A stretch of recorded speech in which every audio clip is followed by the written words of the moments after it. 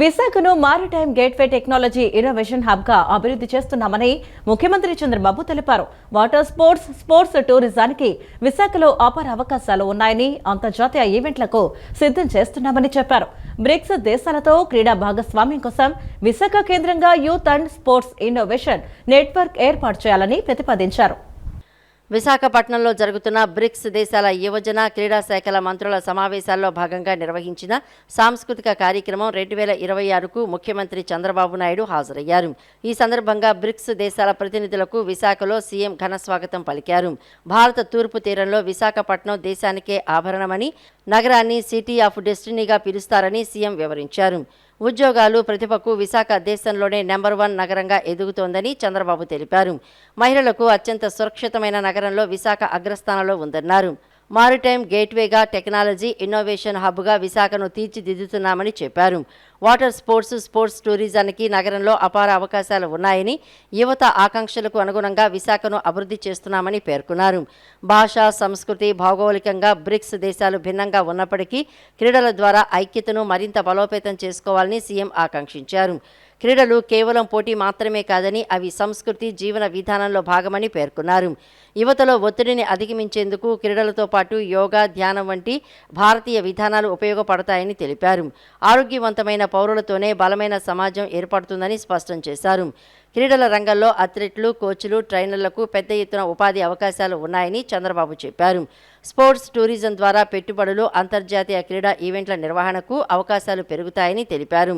ఆంధ్రప్రదేశ్లో state అకాడమీలు, centres of excellence ఏర్పాటు చేసి సమగ్ర క్రీడా వ్యవస్థను అభివృద్ధి చేస్తున్నామని వివరించారు. అమరావతి స్పోర్ట్స్ సిటీ కేంద్రంగా పూర్తిస్థాయి స్పోర్ట్స్ ఎకోసిస్టమ్ను ఏర్పాటు చేయనున్నట్లు తెలిపారు.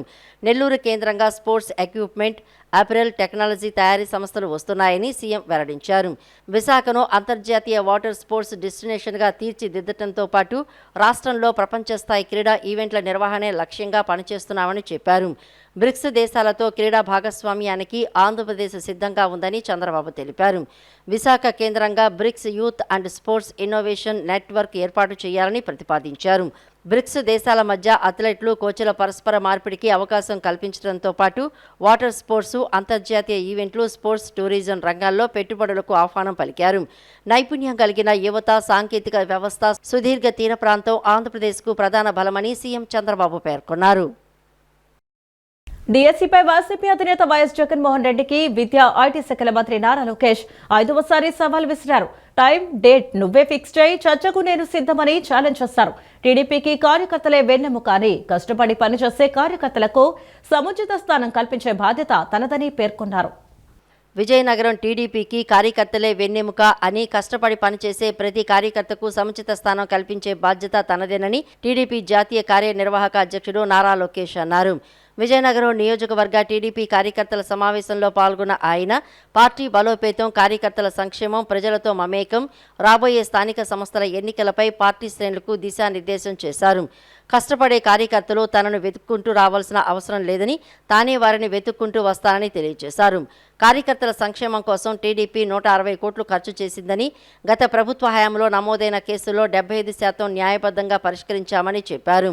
ఉత్తరాంధ్ర అభివృద్ధికి కూటమి ప్రభుత్వం కట్టుబడి ఉందని, విశాఖ స్టీల్ ప్లాంట్ పరిరక్షణ, రైల్వే జోన్, భోగాపురం అంతర్జాతీయ విమానాశ్రయం, పరిశ్రమలు, పెట్టుబడులు, యువతకు ఉపాధి అవకాశాల కల్పనపై ప్రత్యేక దృష్టి పెట్టామని పేర్కొన్నారు. విజయనగరం ఎమ్మెల్యే అదితి గజపతిరాజు నియోజకవర్గ అభివృద్ధి, ప్రజా సమస్యల పరిష్కారం కోసం నిరంతరం కృషి చేస్తున్నారని లోకేష్ పేర్కొన్నారు. అశోక్ గజపతిరాజు సేవలు స్ఫూర్తిదాయకమని కొనియాడారు. వైసీపీ అభివృద్ధిని అడ్డుకునేందుకు ప్రయత్నిస్తోందని ఆరోపించిన ఆయన, దుష్ప్రచారాలను కార్యకర్తలు తిప్పికొట్టాలని పిలుపునిచ్చారు.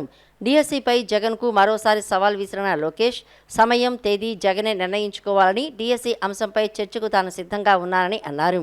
5 ఏళ్లలో ఒక్క డిఎస్సీ కూడా నిర్వహించని జగన్ ప్రస్తుతం ఉపాధ్యాయ నియామకాలపై విమర్శలు చేయటం సరికాదన్నారు. మై టీడీపీ యాప్ ద్వారా గ్రామస్థాయి నుంచి జాతీయ స్థాయి వరకు కార్యకర్తలను అనుసంధానం చేస్తున్నామని తెలిపారు. త్వరలో జరగనున్న స్థానిక సంస్థల ఎన్నికలకు పార్టీ శ్రేణులు సిద్ధం కావాలని, ఇంటింటికి టీడీపీ కార్యక్రమాన్ని పూర్తి చేసి ప్రభుత్వ సంక్షేమ, అభివృద్ధి కార్యక్రమాలను ప్రజలకు వివరించాలని సూచించారు. కూటమి పార్టీల మధ్య సమన్వయంతో ముందుకు సాగాలని, అధికారం ఉందనే అహంకారం లేకుండా నిరంతరం ప్రజల్లో ఉంటూ వారి సమస్యల పరిష్కారానికి కృషి చేయాలని కార్యకర్తలకు పిలుపునిచ్చారు. ఎదిగే కొద్దీ తగ్గి ఉండాలని పెద్దలు చెప్తారు. 164 స్థానాలు వచ్చినాయని కాళ్ళు ఎగరేసుకుంటే 151 11 అయిందే. అది అహంకారం. అలాంటి పరిస్థితి మన కూటమి ప్రభుత్వానికి రాకూడదు.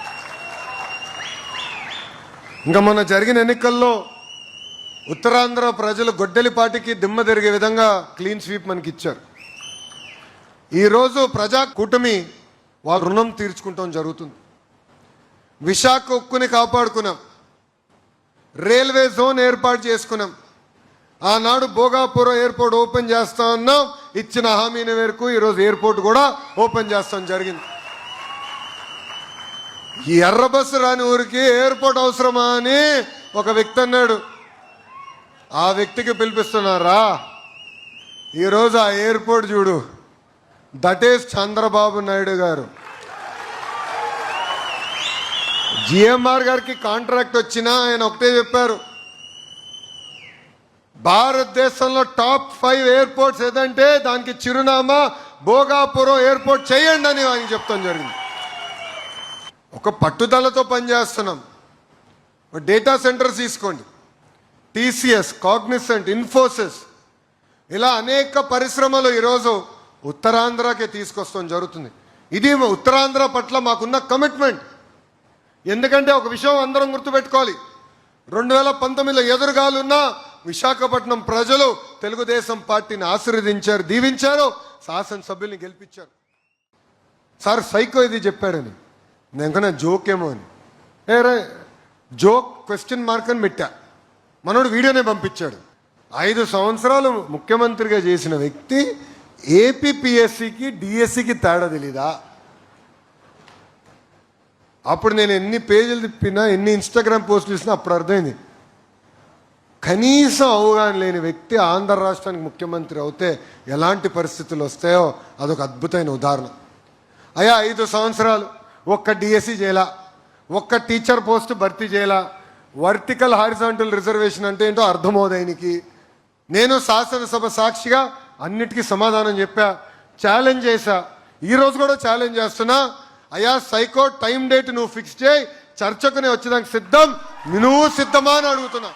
జాతీయ ఉత్తమ ఉపాధ్యాయ పురస్కారానికి ఎంపికైన తెలుగు రాష్ట్రాలకు చెందిన ఉపాధ్యాయులకు ఏపీ విద్యా ఐటీ శాఖల మంత్రి నారా లోకేష్ హృదయపూర్వక అభినందనలు తెలిపారు. విద్యార్థుల అభ్యసన సామర్థ్యాలను మెరుగుపరిచేందుకు ఆధునిక సాంకేతికతను వినియోగిస్తూ కౌలూరి రాజేష్ చేస్తున్న కృషిని నారా లోకేష్ ప్రశంసించారు. తెలంగాణ రాష్ట్రం కామారెడ్డి జిల్లా గాంధారికి చెందిన ప్రధానోపాధ్యాయురాలు బొంపెల్లి భవానీ, అండమాన్ నికోబార్ దీవులకు చెందిన జల్లి ప్రకాష్ రావు జాతీయ ఉత్తమ ఉపాధ్యాయ పురస్కారానికి ఎంపికైనందుకు నారా లోకేష్ శుభాకాంక్షలు తెలిపారు. జాతీయ ఉత్తమ ఉపాధ్యాయ పురస్కారానికి ఎంపికైన తెలుగు రాష్ట్రాలకు చెందిన ఉపాధ్యాయులకు ఏపీ విద్యా ఐటీ శాఖల మంత్రి నారా లోకేష్ హృదయపూర్వక అభినందనలు తెలిపారు. విజయనగరం జిల్లా నెల్లిమర్ల మండలం చినమల్లుపేట ప్రాథమిక పాఠశాల ఉపాధ్యాయుడు కౌలూరి రాజేష్ ఈ ప్రతిష్టాత్మక పురస్కారానికి ఎంపిక కావడంపై హర్షం వ్యక్తం చేశారు. విద్యార్థుల అభ్యసన సామర్థ్యాలను మెరుగుపరిచేందుకు ఆధునిక సాంకేతికతను వినియోగిస్తూ రాజేష్ చేస్తున్న కృషిని నారా లోకేష్ ప్రశంసించారు. ముఖ్యంగా ఆర్టిఫిషియల్ ఇంటెలిజెన్స్ సహాయంతో ఫౌండేషన్ లిటరసీ అండ్ న్యూమరసీ లక్ష్యాలను సాధించేందుకు కృషి చేయడంతో పాటు వాట్సాప్ ఆటోమేషన్ ద్వారా శిక్షణ అందిస్తూ వేలాది మంది విద్యార్థులకు వివిధ పోటీ పరీక్షల్లో సీట్లు సాధించేలా ప్రణాళికాబద్ధంగా పనిచేశారని పేర్కొన్నారు. ఉపాధ్యాయుడిగా బాధ్యతలు నిర్వర్తించడమే కాకుండా పాఠ్యపుస్తక రచయితగా కూడా విద్యారంగానికి సేవలందిస్తున్నారని కొనియాడారు. ప్రభుత్వ పాఠశాలల్లోనే విద్యను అభ్యసించి అదే వృత్తిలో ఉపాధ్యాయుడిగా ఎదిగి జాతీయ స్థాయి ఉత్తమ ఉపాధ్యాయ పురస్కారానికి ఎంపిక కావడం కౌలూరి రాజేష్ అంకిత భావానికి సేవాస్ఫూర్తికి నిదర్శనమని నారా లోకేష్ పేర్కొన్నారు. గ్రామీణ ప్రాంత విద్యార్థులకు నాణ్యమైన విద్యను అందించేందుకు ఉపాధ్యాయులు సాంకేతికతను వినియోగించుకోవాల్సిన అవసరాన్ని రాజేష్ తన పని ద్వారా చూపించారని తెలిపారు. విద్యార్థుల భవిష్యత్తును తీర్చిదిద్దటంలో ఉపాధ్యాయుల పాత్ర ఎంతో కీలకమని, సమాజ అభివృద్ధికి వారి సేవలు అమూల్యమైనవని పేర్కొన్నారు. ఇదే సందర్భంగా తెలంగాణ రాష్ట్రం కామారెడ్డి జిల్లా గాంధారికి చెందిన ప్రధానోపాధ్యాయురాలు బొంపెల్ల భవానీ, అండమాన్ నికోబార్ దీవులకు చెందిన జల్లి ప్రకాశ్రావు జాతీయ ఉత్తమ ఉపాధ్యాయ పురస్కారానికి ఎంపికైనందుకు నారా లోకేష్ శుభాకాంక్షలు తెలిపారు. దేశవ్యాప్తంగా విద్యారంగంలో విశిష్ట సేవలు అందిస్తున్న ఉపాధ్యాయులకు జాతీయ స్థాయిలో గుర్తింపు లభించడం అభినందనీయమని పేర్కొన్నారు.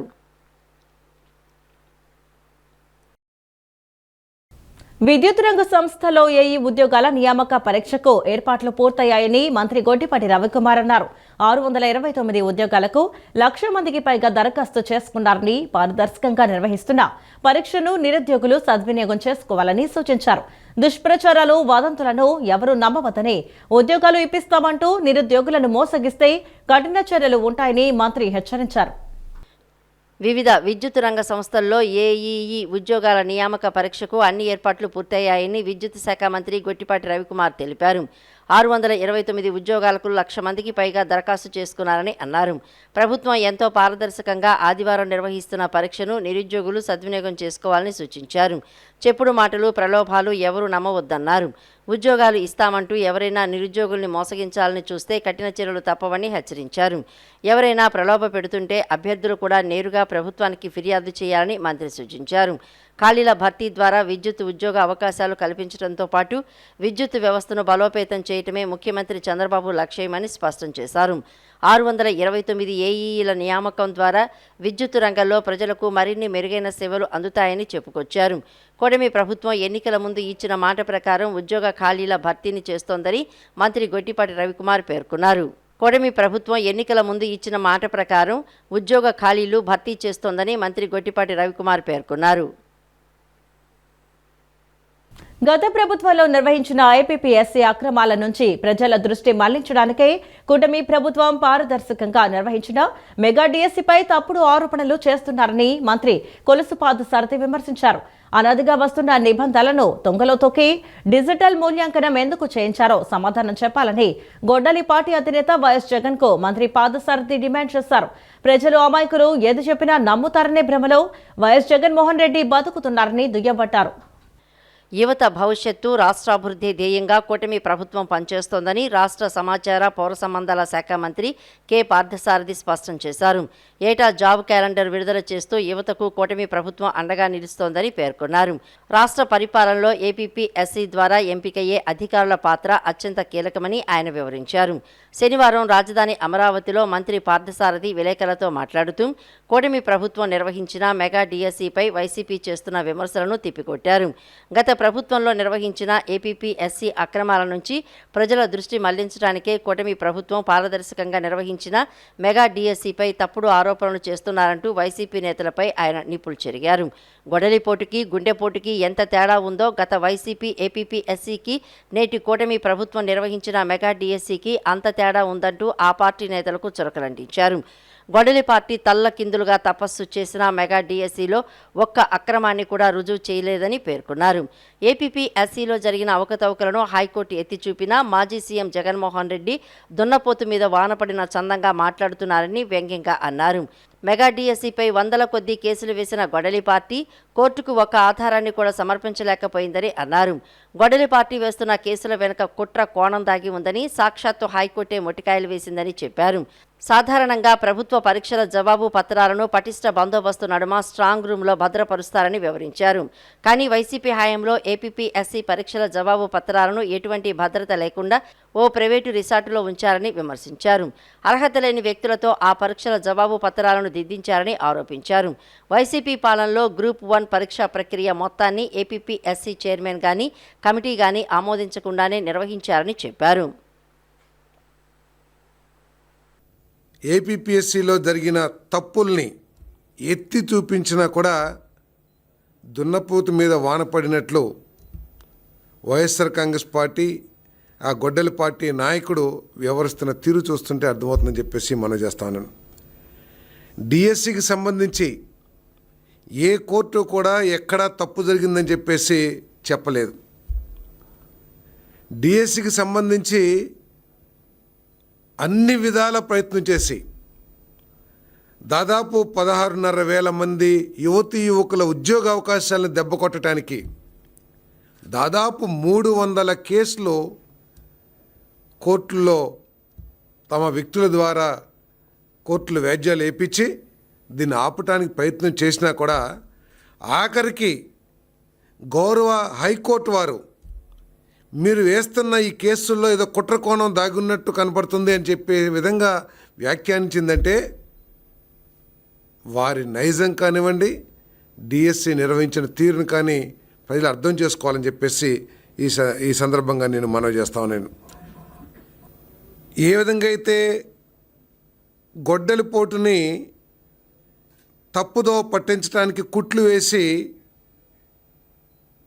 గుండెపోటు అని చెప్పేసి ప్రజలను నమ్మించడానికి ప్రయత్నం చేశారో, డిఎస్సి విషయంలో మీరు ఎన్ని ప్రయత్నాలు చేసినా కూడా మీకు ఎక్కడా కూడా ఆధారాలు లభ్యం కాలేదని చెప్పేసి మనం చేస్తాను. కోర్టులు కూడా దీని మీద 300 కేసులను కూడా మరి రిజెక్ట్ చేసిన విషయాన్ని కూడా గుర్తించాలని చెప్పేసి నేను మనవి చేస్తాను. నేను ఒక పండుగ వాతావరణంలో తూర్పు నియోజకవర్గంలో టీడీపీ డోర్ టు డోర్ కార్యక్రమాన్ని నిర్వహించడం చాలా ఆనందంగా ఉందని తూర్పు నియోజకవర్గ ఎమ్మెల్యే గద్దె రామ్మోహన్ చెప్పారు.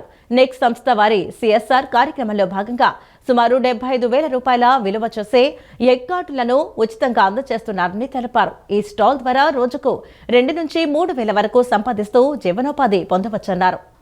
విజయవాడ తూర్పు నియోజకవర్గ పరిధిలోని ఎమ్మెల్యే కార్యాలయంలో 12వ డివిజన్లో టీడీపీ డోర్ టు డోర్ కార్యక్రమాన్ని 100% పూర్తి చేసిన బూత్ కన్వీనర్లకు అభినందన నగదు బహూకరణ కార్యక్రమం నిన్న జరిగింది. తూర్పు నియోజకవర్గ ఎమ్మెల్యే గద్దె రామ్మోహన్ ముఖ్య అతిథిగా పాల్గొని 57 మందికి ఒక్కొక్కరికి 2,000 రూపాయల చొప్పున నగదును స్వయంగా అందజేశారు. అనంతరం డివిజన్లోని వెనుకోటి ఆదిలక్ష్మి, బొడ్డు వెంకట్రమణలకు ఒక్కొక్కటి 75,000 రూపాయలు విలువ చేసే 2 ఎగ్ కార్డులను అందజేశారు. ఈ సందర్భంగా ఎమ్మెల్యే గద్దె రామ్మోహన్ మాట్లాడుతూ నెక్ సంస్థ వారి సిఎస్ఆర్ కార్యక్రమంలో భాగంగా సుమారు 75,000 రూపాయలు విలువ చేసే ఎగ్ కార్డులను ఉచితంగా అందజేస్తున్నారని చెప్పారు. ఈ స్టాల్ ద్వారా రోజుకి 2 నుంచి 3,000 వరకు సంపాదిస్తూ జీవనోపాధి పొందవచ్చున్నారు. ఎగ్ కార్డులను పొందిన వారు చక్కగా వ్యాపారం చేసుకుంటూ జీవనోపాధిని పొందాలని చెప్పారు. ఈ ఏడాది ఫిబ్రవరిలో తూర్పు నియోజకవర్గంలో 25 ఎగ్ కార్డులను చిరు వ్యాపారస్తులకు అందజేశామన్నారు. నియోజకవర్గంలోని 12వ డివిజన్లో టీడీపీ డోర్ టు డోర్ కార్యక్రమాన్ని సమర్థవంతంగా 100% పూర్తి చేసిన బూత్ కన్వీనర్లను ఎమ్మెల్యే గద్దె రామ్మోహన్ ప్రత్యేకంగా అభినందించారు. ఈ కార్యక్రమంలో మొమ్మనేని ప్రసాద్, చెన్నుపాటి గాంధీ, గద్దె రమేష్, రత్నం రమేష్, సింగంశెట్టి రమేష్, నాదేళ్ల రాజేష్, కొత్తపల్లి రమేష్, కర్ణ రమేష్, సతీష్ చంద్ర, పడాల గంగాధర్, నందిపాటి దేవానంద్, బచ్చలకూరి అజయ్ కుమార్, తాడి బాబురావు తదితరులు పాల్గొన్నారు. నెక్ వారి యొక్క సహకారంతో వాళ్ళకి సిఎస్ఆర్ యాక్టివిటీతో అదేవిధంగా వాళ్ళ ప్రొడక్ట్ని మార్కెటింగ్ చేసుకోవడానికి కొన్ని వేల మందికి పేదవారికి నెక్ కార్ట్లు అని చెప్పి సుమారు 75,000 రూపాయలు ఒక్కొక్క బండి అయ్యే ఖరీదు గల బళ్ళు పేదవారికి ఉచితంగా రూపాయి కూడా తీసుకోవడం ఇవ్వడం జరిగింది. ఆ సందర్భంలో ఈ రోజున వాళ్ళు కార్పొరేషన్ వారికి ఇచ్చిన బళ్ళు 2 ఇక్కడ 2 పేదవారికి అందించడం జరిగింది. దానితో రోజుకి 1,500 నుంచి 2,000 రూపాయలు సంపాదించుకునే అవకాశం ఉంది. ఇంకా 2,000 కాదు, వాళ్ళకి మంచి ఐటెం చేస్తే మరి చక్కగా సంపాదించుకునే అవకాశం ఉంది. అందువల్ల ఇలాంటి కార్యక్రమాన్ని చేపట్టినందుకు నెక్ వారికి, నెక్ అంటే అందరికీ తెలుసు కోడిగుడ్లు అమ్మే కంపెనీ అది. అదేవిధంగా పౌల్ట్రీ ఫార్మ్స్ మీద ఒక ఆధిపత్యం ఉన్న కంపెనీ. ఆ కంపెనీ వారు ఇచ్చినందుకు వాళ్ళకి తీసుకున్న వారు దాన్ని సక్రమంగా ఉపయోగించుకుని లబ్ధి పొందాలని మనస్ఫూర్తిగా నేను కోరుకుంటూ, ఇలాంటివే నెక్ వారి సహకారంతో మన తూర్పు నియోజకవర్గంలో మన కార్యాలయం ద్వారా కూడా సుమారు 25 బళ్ళు ఇవ్వటం జరిగింది. వాళ్ళందరూ కూడా చక్కగా వ్యాపారం చేస్తూ ఆ వ్యాపారం ఒక ప్రత్యేకమైన విధానంలో ప్రత్యేక రకమైన బళ్ళతో వాళ్ళు చాలా ఆనందంగా ఉన్నారు. అదేవిధంగా వీళ్ళిద్దరు కూడా ఈరోజు పొందిన ఇద్దరు కూడా మంచి సంపాదనతో కుటుంబ పోషణకి ఆధారంగా ఉండాలని మనస్ఫూర్తిగా కోరుకుంటున్నాను. తిరువూరు సర్కిల్ పరిధిలో తాళం వేసిన ఇళ్లను లక్ష్యంగా చేసుకుని వరుస చోరీలకు పాల్పడుతున్న చింతల గోపాలరావు అలియాస్ గోపిని పోలీసులు అరెస్టు చేశారు. సీసీ కెమెరాలు, వాహన వివరాలు, సాంకేతిక ఆధారాలతో నిందితుడిని గుర్తించి 4 చోరీ కేసుల్లో అతడి ప్రమేయాన్ని నిర్ధారించారు. నిందితుడి నుంచి 130 గ్రాముల బంగారం, 200 గ్రాముల వెండి, 2,000 రూపాయల నగదు, స్కూటీ, ఇనుప రాడ్ను పోలీసులు స్వాధీనం చేసుకున్నారు. తిరువూరు సర్కిల్ పరిధిలో తాళం వేసిన ఇళ్లను లక్ష్యంగా చేసుకుని వరుస చోరీలకు పాల్పడుతున్న నిందితుడిని పోలీసులు అరెస్ట్ చేశారు.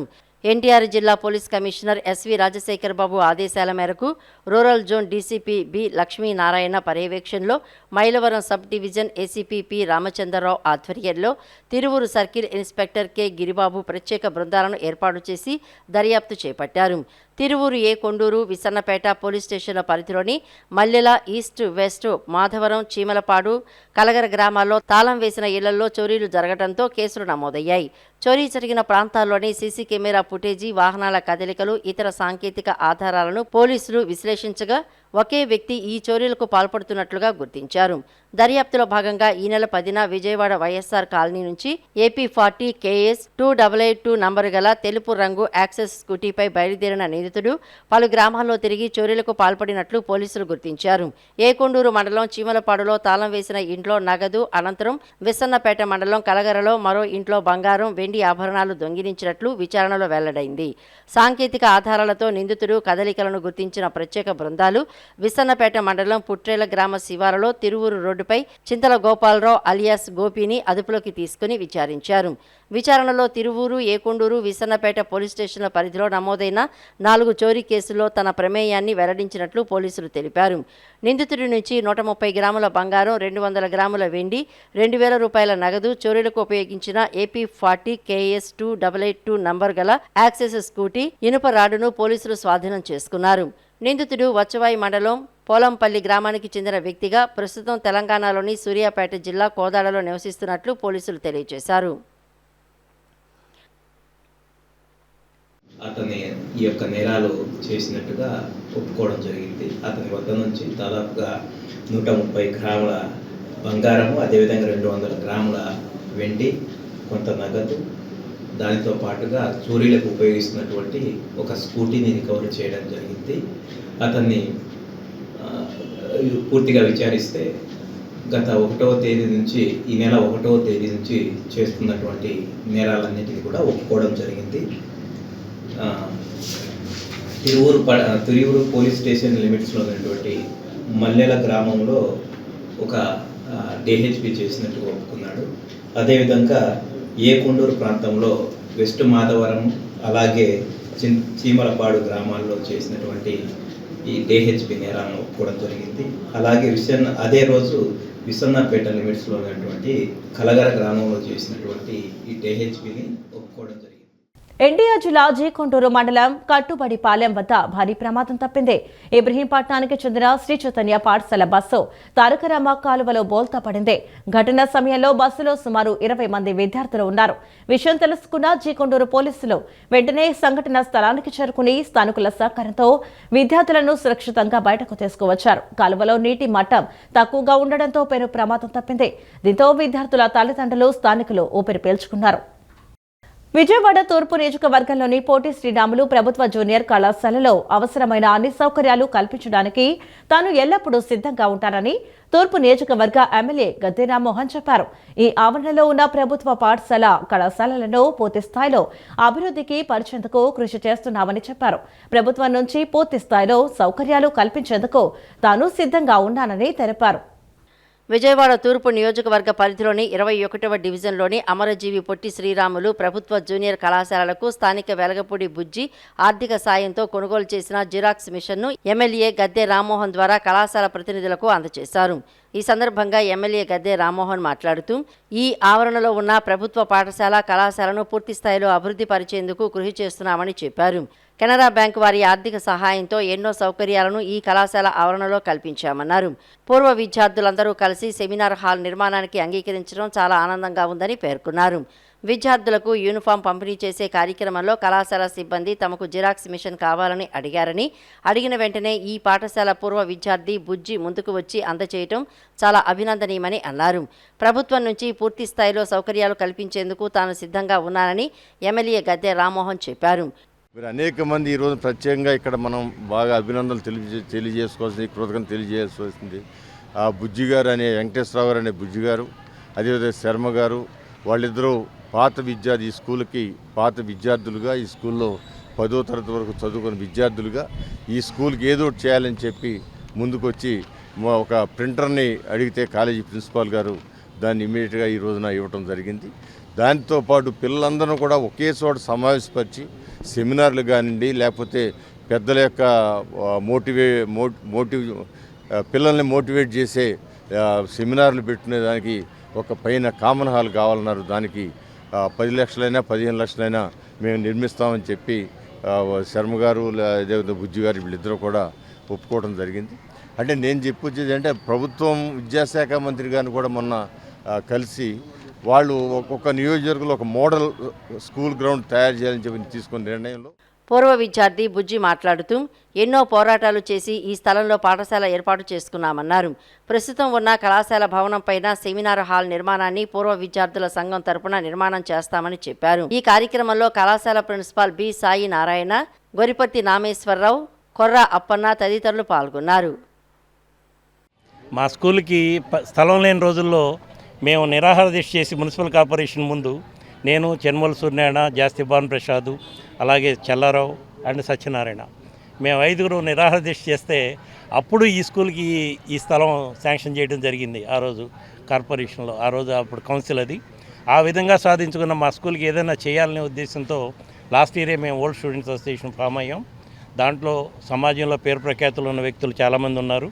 వాళ్ళందరూ కూడా కలుపుకుని ఇప్పుడు రామ్మోహన్ గారి సహాయ సహకారాలతో మేము డెఫినెట్గా సెమినార్ హాల్ని కంప్లీట్ చేసి ఈ స్కూల్కి మా నజరానాగా ఇస్తామని మీకు.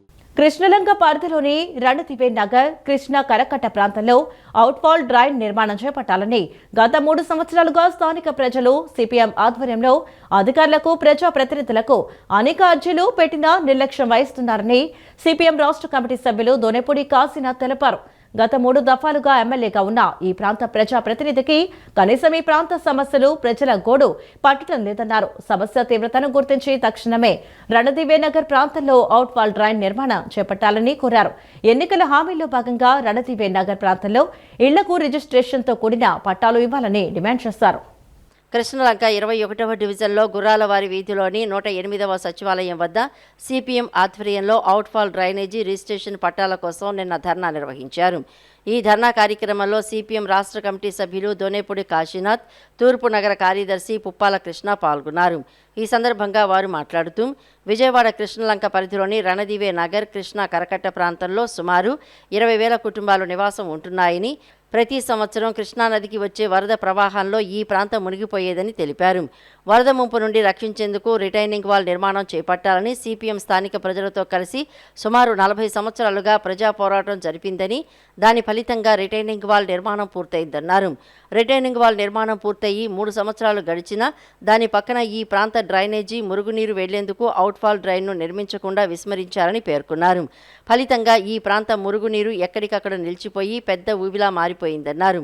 మురుగునీరు నిలిచిపోవడం వలన గత 3 వర్షాకాల సమయాల్లో స్థానిక ప్రజలు తీవ్ర ఇబ్బందులు పడ్డారని, తీవ్రమైన దుర్వాసన, దోమల తీవ్రతతో పెద్ద ఎత్తున అనారోగ్యం వ్యాపించిందన్నారు. ఎన్నికల హామీలో భాగంగా రణదివే నగర్ ప్రాంతంలో ఇళ్లకు రిజిస్ట్రేషన్తో కూడిన పట్టాలు ఇవ్వాలని ప్రజలు కోరుతున్నారని చెప్పారు. ఎన్నికల తర్వాత ఇరిగేషన్, రెవెన్యూ అంటూ శాఖల పేర్లు చెప్పి దాటవేస్తున్నారని అన్నారు. ఈ శాఖల్లో సమస్యలను పరిష్కరించి పేదలకు ఇల్లు ఇవ్వాల్సిన బాధ్యత ఎమ్మెల్యేలదే అని, సమస్య పరిష్కరించేందుకు మార్గాలు అనేకం ఉన్నా స్పందించేందుకు ఆలోచన చేయటం లేదన్నారు. సమస్య పరిష్కారం కాకపోతే రాబోయే స్థానిక ఎన్నికల్లో ప్రజలు బుద్ధి చెప్పేందుకు సిద్ధంగా ఉన్నారని తెలిపారు. ఈ కార్యక్రమంలో సిపిఎం తూర్పు నగర కార్యదర్శి వర్గ సభ్యులు కోరాడ రమణ, స్థానిక నాయకులు తాడి రమణ, సత్యం, కోరాడ లక్ష్మి, భవానీ తదితరులు పాల్గొన్నారు. 1158 ఏళ్ళకి పట్టాలు ఇవ్వడానికి మీకు వచ్చిన ఇబ్బంది ఏంటని అడుగుతున్నాం. అలాగే అవతల లోకేష్ ఇస్తే ఇక్కడ మీరు పట్టాలు ఇవ్వడానికి మీకు వచ్చిన ఇబ్బంది ఏంటి? ఎందుకు ఎవరు ఇక్కడ పట్టాలు ఇవ్వడానికి అభ్యంతరం ఏంటి? అక్కడ ఇచ్చిన తర్వాత ఇక్కడ ఇవ్వడానికి ఇది కృష్ణ వడ్డే, అది కృష్ణ వడ్డేగా. 25,000 కుటుంబాలకి సంబంధించినటువంటి సమస్య ఇది. వాళ్ళ ఓట్లు కావాలి, ఆ జనం యొక్క ఓట్లు కావాలి, జనం యొక్క దీన్ని కావాలి తప్ప వాళ్ళ అవసరాలు తీర్చేటువంటి దాంట్లో మాత్రం 3 సార్లు ఎమ్మెల్యే మీరు, ఒకసారి ఎంపీ, 20 సంవత్సరాలుగా ప్రజా జీవితంలో ఉన్నారు. మీరు ప్రజా జీవితంలో ఉండి ఎమ్మెల్యేగా ఈ ప్రాంతవాసుల సమస్యలు పరిష్కారం చేయడానికి ఎందుకు మీ కృష్ణలంక మీద అంత సబత్తల్లి ప్రేమ అని చెప్పని అడుగుతున్నాం. పురాతన పేటగా మారిపోయింది, పురాతన ప్రాంతంగా మారిపోయింది. దీన్ని తీసుకెళ్లి పురావస్తు శాఖ అప్పచెప్తారా? దుర్గగుడికి వచ్చే భక్తులకు స్వచ్ఛమైన, ఆహ్లాదకరమైన వాతావరణాన్ని అందించడంలో శానిటేషన్ మరియు సెక్యూరిటీ సిబ్బంది పాత్ర కీలకమని శ్రీ దుర్గా మల్లేశ్వర స్వామివారి దేవస్థాన ఈవో సినానాయక్ స్పష్టం చేశారు. మన ఆంధ్రప్రదేశ్ను స్వచ్ఛాంధ్రప్రదేశ్గా తీర్చిదిద్దేందుకు ప్రతి ఒక్కరూ అంకిత భావంతో పనిచేయాలని పిలుపునిచ్చారు. శ్రీ దుర్గా మల్లేశ్వర స్వామివార్ల దేవస్థానంలో ఈవో వికే సీనానాయక్ ఆధ్వర్యంలో ఇంద్రకీలాద్రిపై స్వచ్ఛతా హీ సేవ కార్యక్రమం జరిగింది. ఇంద్రకీలాద్రిపై ఉన్న శ్రీ మల్లికార్జున మహామండపం 7వ అంతస్తులో రాజగోపురం ఎదురుగా ఈ ప్రతిజ్ఞా కార్యక్రమాన్ని ఏర్పాటు చేశారు. ఈ కార్యక్రమంలో శానిటేషన్, సెక్యూరిటీ మరియు ఆలయానికి సంబంధించిన అన్ని విభాగాల సిబ్బంది, అధికారులు పెద్ద సంఖ్యలో పాల్గొన్నారు. ఈ సందర్భంగా ఈవో వికే సేనా నాయక్ సిబ్బందితో కలిసి స్వచ్ఛాంధ్ర ప్రతిజ్ఞ చేశారు. స్వచ్ఛాంధ్ర ప్రతిజ్ఞ చేయించారు. అనంతరం ఆయన సిబ్బందిని ఉద్దేశించి ప్రసంగిస్తూ పరిసరాల పరిశుభ్రత కొరకు ప్రతి ఒక్కరూ ప్రతిరోజు కొంత సమయాన్ని కేటాయించాలని పిలుపునిచ్చారు. శ్రమదానం ద్వారా పరిశుభ్ర ఆంధ్రప్రదేశ్ను సాధించే సంకల్పానికి అందరూ కట్టుబడి ఉండాలని కోరారు. సంపూర్ణ పారిశుద్ధ్యం కోసం గృహ మరియు సాముదాయిక మరుగుదొడ్లను వినియోగించేలా బహిరంగ మలమూత్ర విసర్జన రహిత సమాజం దిశగా అవగాహన కల్పించాలన్నారు. దుర్గగుడికి వచ్చే భక్తులకు అత్యంత స్వచ్ఛమైన, ఆహ్లాదకరమైన వాతావరణాన్ని అందించడంలో శానిటేషన్ మరియు సెక్యూరిటీ సిబ్బంది పాత్ర కీలకమని, రాష్ట్రాన్ని స్వచ్ఛ ఆంధ్రప్రదేశ్గా తీర్చిదిద్దేందుకు ప్రతి ఒక్కరూ అంకిత భావంతో పనిచేయాలని ఆయన స్పష్టం చేశారు.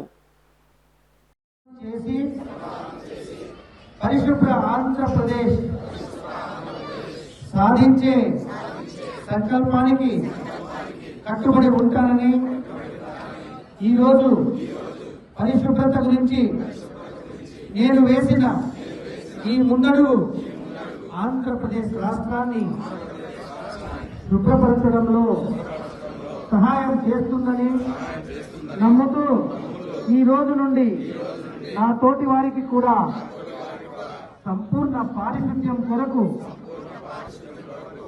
బహిరంగ మలమూత్ర విసర్జన నుండి విముక్తి కొరకు విధిగా గృహ మరియు సామూహిక మరుగుదొడ్డిని మంత్రి లోకేష్ నేతృత్వంలో విద్యా వ్యవస్థలో విప్లవాత్మక మార్పులు వస్తుండటాన్ని జీర్ణించుకోలేకనే వైసీపీ నేతలు నిరాధార ఆరోపణలు చేస్తున్నారని వేర్ హౌసింగ్ కార్పొరేషన్ చైర్మన్ రావి వెంకటేశ్వరరావు మండిపడ్డారు. 5 ఏళ్ల పాటు అరాచకాలు చేసిన ఆ పార్టీ నేతలు ఇప్పుడు పచ్చి అబద్దాలతో ప్రజలను మభ్యపెట్టాలని చూస్తున్నారని విమర్శించారు. పారదర్శకంగా నిర్వహిస్తున్న డిఎస్సి మరియు ఇతర అంశాలపై కనీస విజ్ఞత లేకుండా మాట్లాడుతున్నా ఇలాంటి అసత్య ప్రచారంపై చట్టపరమైన చర్యలు తీసుకోవాలని వారు పోలీసులను కోరారు. కృష్ణా జిల్లా గుడివాడ నియోజకవర్గంలో చోటు చేసుకున్న పరిణామాలపై టీడీపీ నేతలు తీవ్ర ఆగ్రహం వ్యక్తం చేశారు. మంత్రి నారా లోకేష్పై వైసీపీ సోషల్ మీడియాలో చేస్తున్న అసత్య ప్రచారాన్ని తీవ్రంగా ఖండిస్తూ గుడివాడ 1 టౌన్ పోలీసులకు టీడీపీ నాయకులు అధికారికంగా ఫిర్యాదు అందజేశారు. ఈ మేరకు రాష్ట్ర వేర్ హౌసింగ్ కార్పొరేషన్ చైర్మన్ రావి వెంకటేశ్వరరావుతో పాటు పలువురు స్థానిక టీడీపీ నేతలు గుడివాడ 1 టౌన్ సీఐ శ్రీనివాసును కలిసి వినతి పత్రం సమర్పించారు.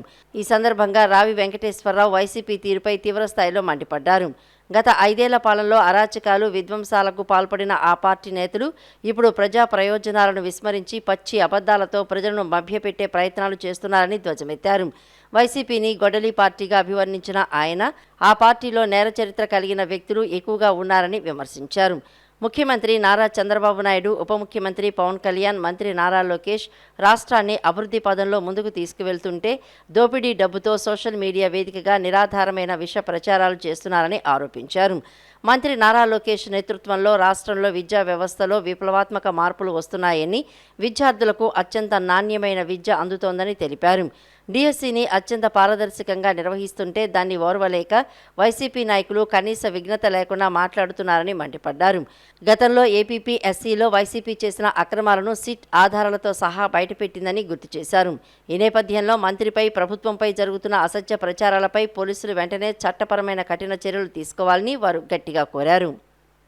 పెద్ద ఎత్తున అభివృద్ధి కానీ, డెవలప్మెంట్లో కానీ, సంక్షేమంలో కానీ ఎవరూ చేయలేని విధంగా ఈ రోజున ఏ రాష్ట్రం జరగట్లా. కానీ మన రాష్ట్రంలో ఒక దూరదృష్టి వలన నాయకత్వంలో ముందుకెళ్తున్నాం. ఖచ్చితంగా మంచి కార్యక్రమాలు జరుగుతాయి. అవాస్తవాలు ఇవాళ ఇవన్నీ కూడా పచ్చి అబద్ధాలు ఆ నాయకుడు మాట్లాడుతున్నాడు. అదేవిధంగా పేటీఎం బ్యాచ్ కానీ, మొన్న శ్రీధర్ అప్పలరాజు గురించి మాట్లాడాడు. మొన్న జగన్మోహన్ రెడ్డి ఏం చెప్పాడు? యాక్సిడెంట్ అయిన తర్వాత ఆడే తీసుకెళ్ళాలని చెప్తున్నాడు. ఆడెక్కడ తీసుకెళ్ళాడు? వేరే పేరు పెట్టి పారిపోతే అక్కడి నుంచి. వాళ్ళు అన్ని అవాస్తవాలు. ఎందుకంటే ఇవన్నీ మొన్న ఫ్యాక్ట్స్ పక్కన పెట్టేసి తప్పుడు ప్రచారాలు చేసి అబద్ధాలు చెప్పింది 10 సార్లు చెప్పేది నిజం అనుకుంటారు ప్రజలు. దయచేసి ఇవన్నీ గమనించాలి, వాస్తవాలు తెలుసుకోండి. దాన్ని బట్టే మనం కార్యక్రమాలు ముందుకెళ్ళాలి.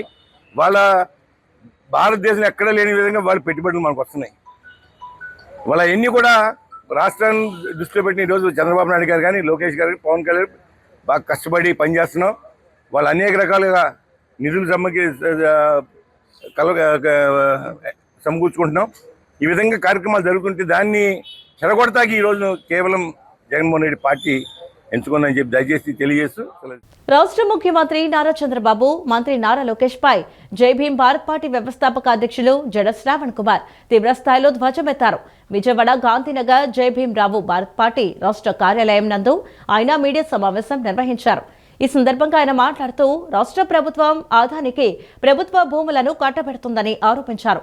99 పైసలకు ప్రభుత్వ భూములను ఇవ్వడానికి సీఎం చంద్రబాబుకు గాని మంత్రి నారా లోకేష్ కు గాని ఎటువంటి అధికారం ఉందని ఆయన ప్రశ్నించారు. ప్రభుత్వ భూములను కార్పొరేట్ సంస్థలకు దారదత్తం చేస్తున్నారని మండిపడ్డారు. ప్రభుత్వ భూములను ఎవరికి వేళానివ్వమని, రేపు తమ ప్రభుత్వం అధికారంలోనికి వచ్చినప్పుడు ప్రజలందరికీ ప్రభుత్వ భూములను పంచిపెడతామని స్పష్టం చేశారు. కూటమి ప్రభుత్వం ప్రభుత్వ భూములను కార్పొరేట్ సంస్థలకు దారదత్తం చేయడాన్ని జై భీమ్ రావు భారత్ పార్టీ ఖండిస్తోందని, న్యాయం జరిగే వరకు తమ పోరాటం కొనసాగుతుందని స్పష్టం చేశారు. ఈ బలహీనతని మాత్రమే కేవలం ఈ బలహీనతని ఆసరాగా చేసుకొని ప్రభుత్వ భూములని అమ్మిన, ప్రభుత్వ భూములని విధ్వంసం చేసిన, ప్రభుత్వ భూములను తమ సొంత ప్రయోజనాల కోసం సేల్ డీడ్లు చేసి అమ్మిన ఎవరు మాట్లాడరు, ఎవరు ప్రజా ప్రయోజన వ్యాజ్యాలు వేయరు, ఎవరు అగ్రీవ్డ్ పార్టీ ఉండరు. కాబట్టి ఇష్టానుసారంగా వేల కోట్ల రూపాయలు ప్రభుత్వాలు సంపాదించడానికి ఒకే ఒక్క మార్గం ప్రభుత్వ భూముల విచ్చలవిడిగా ప్రజాస్వామ్య విలువలను తొంగలో దొక్కి ప్రభుత్వ భూములను తమ సొంత ప్రయోజనాలు, తమ సొంత వారికి, తమ అనుచరులకి అమ్మేసుకోవటం. ఈ వార్తలు ఇంతటితో సమాప్తం. నమస్కారం.